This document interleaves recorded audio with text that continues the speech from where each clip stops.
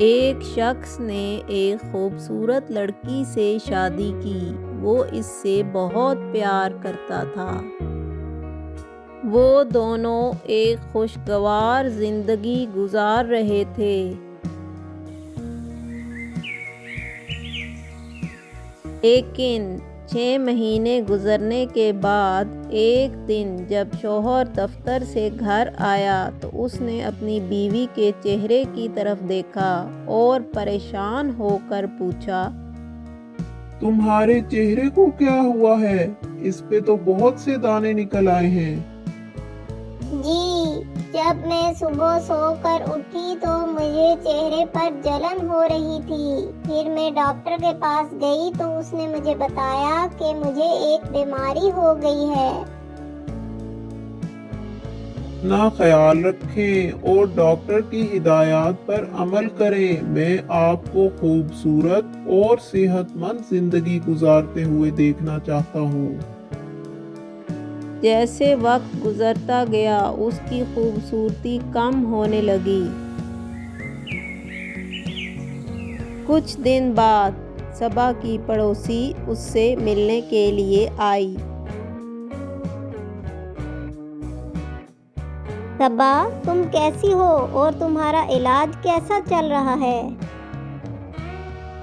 میں ٹھیک ہوں اور علاج تو بہت لمبا ہے۔ مجھے کچھ سمجھ نہیں آ رہی کہ میں کب تک ٹھیک ہو جاؤں گی۔ ارے تم تو ایک بوڑھی خاتون کی طرح لگ رہی ہو۔ پتہ نہیں تمہارا شوہر کیا محسوس کرتا ہوگا۔ مجھے تو ڈر ہے اگر تمہارا چہرہ پہلے کی طرح خوبصورت نہ ہوا تو وہ کسی اور سے شادی کر لے گا۔ ایسا تو مت بولو، یہ سب میرے لیے بہت تکلیف دہ ہے۔ ایک دن جوڑے کو ثاقب کے دوست کے گھر کھانے پر بلایا گیا۔ اس کی بیوی اچھا محسوس نہیں کر رہی تھی تو وہ اکیلے چلا گیا۔ جب وہ وہاں پہنچا تو اس کے دوست نے پوچھا، تم اکیلے کیوں آئے ہو؟ میری بیوی کی طبیعت کچھ ٹھیک نہیں تھی۔ تمہیں تو پتہ ہے اس کا علاج چل رہا ہے، اس لیے وہ نہیں آ سکی۔ ہاں میرے دوست، تمہارے ساتھ تو بہت برا ہوا۔ ابھی تو تمہاری شادی ہوئی تھی اور پھر بھی تمہیں اکیلے آنا پڑ رہا ہے۔ کچھ عرصے بعد شوہر کو کسی کام سے کچھ دن کے لیے شہر سے باہر جانا پڑا۔ میں 2 دن تک واپس آ جاؤں گا، اپنا خیال رکھنا۔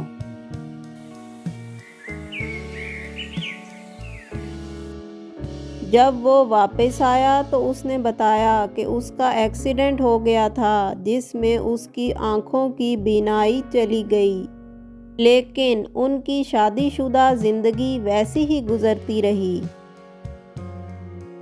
شوہر اکثر بیوی کے لیے تحفے لے کر آتا جو اسے بہت خوشی دیتے تھے، لیکن جیسے وقت گزرتا گیا اس کی خوبصورتی کم ہو گئی۔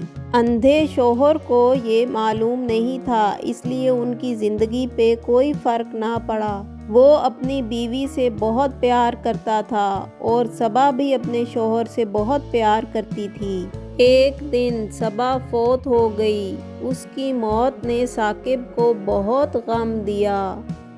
اس نے ساری رسومات ادا کی اور اس محلے کو چھوڑنے کا فیصلہ کیا۔ اس نے اپنا سامان باندھا اور گھر تبدیل کرنے کا فیصلہ کیا۔